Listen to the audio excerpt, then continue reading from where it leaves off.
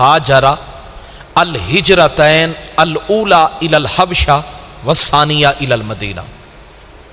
یہ پہلے صحابی ہیں جنہوں نے سب سے پہلے 2 ہجرتیں فرمائی.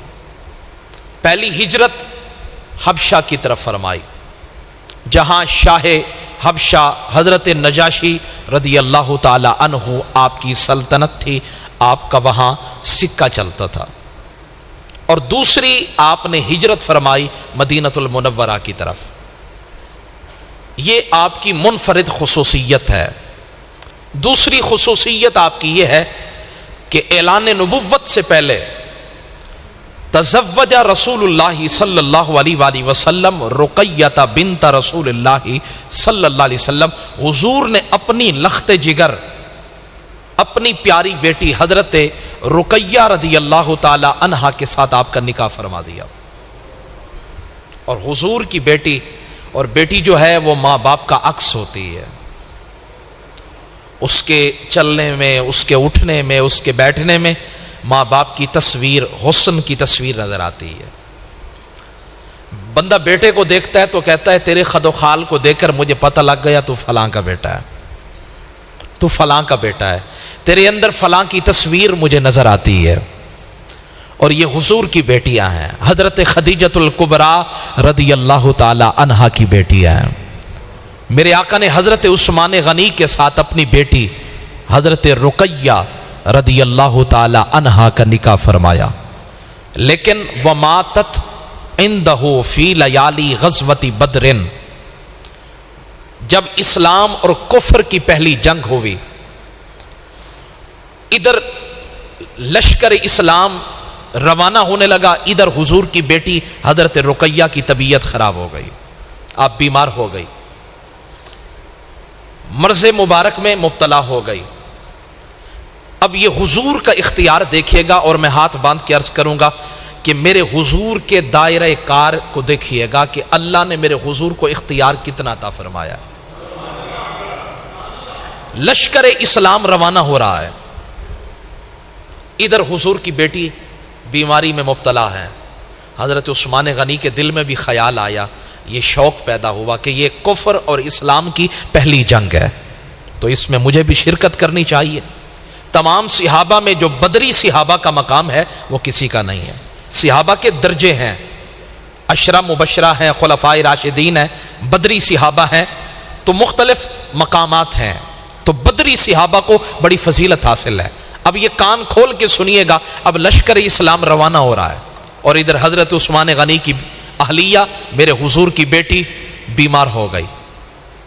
اب جب لشکر روانہ ہونے لگا، حضرت عثمان کے خد و خال سے، نقش و نین سے مترشح ہونے لگا کہ آپ کے دل میں تڑپ ہے. میرے آقا نے فرمایا عثمان تم نہیں جاؤ گے، تم جنگ پر نہیں جاؤ گے. فتأخر عنها لتمریضها بإذن رسول اللہ صلی اللہ علیہ وسلم، تم یہیں رہو گے اپنی اہلیہ کے پاس، اپنی بیٹی کے پاس، تم یہاں رہو گے. لیکن بدر میں شریک ہونے والے صحابہ کو جتنا ثواب ملے گا اتنا ثواب تمہیں بھی ملے گا. نہیں سمجھے میری بات؟ بدر میں جانے والے صحابہ کو جتنا اجر انہیں ملے گا، جتنا ثواب انہیں ملے گا. قرآن کی آیت نازل نہیں ہوئی حبیب آپ عثمان غنی کو یہ فرما دیں، لیکن حضور بیٹھ کر فیصلہ فرما رہے ہیں اور رب اپنے حبیب کی طرف دیکھ رہا ہے. سونیا جیسے آپ کی مرضی ویسے ہماری مرضی، آپ فیصلہ فرماتے جائیں، ہم جو ہے وہ کرتے جائیں گے. اب سارا لشکر بدر میں چلا گیا، وہاں 313 صحابہ نے، وہ اسلام اور کفر کی وہ عظیم جنگ ہوئی جس کے اندر صحابہ کے پاس اسلحے کے نام پر برائے نام اسلحہ تھا. کسی کے پاس تلوار تھی تو ڈھال نہیں تھی، ڈھال تھی تو پھر ان کے پاس نیزہ نہیں تھا، اور جس کے پاس نیزہ تھا اس کے پاس خود نہیں تھا، جس کے پاس خود تھا اس کے پاس ذرہ نہیں تھی. ناکافی سامان کے ساتھ 1000 کفار کے بڑے لشکر کے سامنے اسلام کی پہلی جنگ ہو رہی ہے. اب صحابہ سے پوچھا جائے آپ اتنی بڑی جنگ لڑنے جا رہے ہیں، بے سر و سامانی کے عالم میں کیا سوچ کر جا رہے ہیں؟ انہوں نے کہا ہمیں اسلحے پر بھروسہ نہیں ہے، ہمیں آلات پر بھروسہ نہیں ہے، ہمیں محمد عربی کی کالی کملی پہ بھروسہ ہے، ہمیں حضور کی قوت و معیت پہ بھروسہ ہے۔ جو لشکر لڑے وہ اپنی مرضی سے، جس پر بھروسہ کرے۔ کم من فئۃ قلیلۃ غلبت فئۃ کثیرۃ باذن اللہ۔ تم کیا سمجھتے ہو فتح لشکر کی برتری کی وجہ سے ملتی ہے؟ تم کیا سمجھتے ہو کامیابی جو ہے وہ تعداد زیادہ ہو پھر ملتی ہے؟ فرمایا نہیں، کعبہ کے رب کی قسم، کبھی کبھی لشکر کم ہوتے ہیں لیکن کم لشکر والے کو بڑے لشکر پر فتح ملتی ہے۔ وجہ کیا ہوتی ہے؟ جس کے بارے میں رب حکم دے دیتا ہے اللہ فتح اسے عطا فرما دیتا ہے۔ اب حضرت عثمان غنی کہاں ہے؟ مدینہ میں، حضور کی بیٹی کے پاس ہیں، حضرت رقیہ کے پاس، مزاج پرسی کر رہے ہیں، تیمارداری کر رہے ہیں، دیکھ بھال کر رہے ہیں۔ اب جب جنگ بدر کے اندر، میدان بدر کے اندر جب مسلمانوں کو فتح نصیب ہوئی، وہاں سے ایک صحابی دوڑا، حضور نے فرمایا جاؤ مدینہ میں جا کر خوشخبری دو، اللہ نے مسلمانوں کو فتح دے دی۔ جب وہ مدینہ میں داخل ہوا، ادھر حضور کی بیٹی کو قبر کے اندر اتار رہے تھے، ادھر سے لشکر کی خوشخبری کامیابی کے لے کر آ رہے ہیں، اور ادھر سے حضور کی بیٹی حضرت رقیہ کو آپ کے جسد اقدس کو قبر میں اتارا جا رہا ہے۔ فرماتے ہیں اللہ کی عزت کی قسم فَهُوَ مَعْدُودٌ مِنَ الْبَدْرِيِّينَ بِذَالِكَ، وہ 313 صحابہ جن کو بدری صحابہ کہا جاتا ہے، جنہوں نے ابو جہل، عتبہ، شیبہ، امیہ بن خلف کا مقابلہ کیا، ان کا نام جب لیا جاتا ہے، ادب سے لیا جاتا ہے، سارے 1.25 لاکھ صحابہ بدری صحابہ کا مقابلہ نہیں کر سکتے۔ میرے آقا کے غلاموں، جیسے انہیں بدری کہا جاتا ہے اسی طرح عثمان غنی کو بھی بدری کہا جاتا ہے۔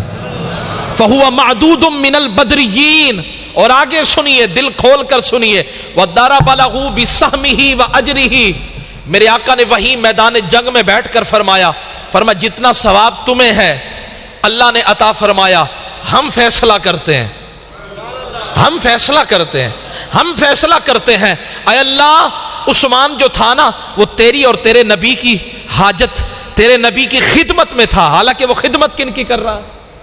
حضرت عثمان غنی کی خدمت کر رہے ہیں، حضور کی بیٹی کی خدمت کر رہے ہیں، اور اللہ کے نبی کیا فرما رہے ہیں؟ اے اللہ، میرا عثمان جو ہے نا تیری اور تیرے پیارے حبیب صلی اللہ علیہ وسلم کی خدمت میں ہے، اے اللہ جیسے تو نے ان صحابہ کو اجر عطا فرمایا ویسے اس کو بھی عطا فرمایا۔ اچھا، پھر جب مال غنیمت کی تقسیم کی باری آئی، فرمایا اے ابو بکر تمہارا اتنا حصہ، تمہارا اتنا، تمہارا اتنا، اور پھر کچھ حصہ الگ سے رکھ دیا۔ صحابہ نے پوچھا آقا یہ کس کا ہے؟ فرمایا یہ عثمان غنی کا ہے۔ یہ بڑی عظمت والے۔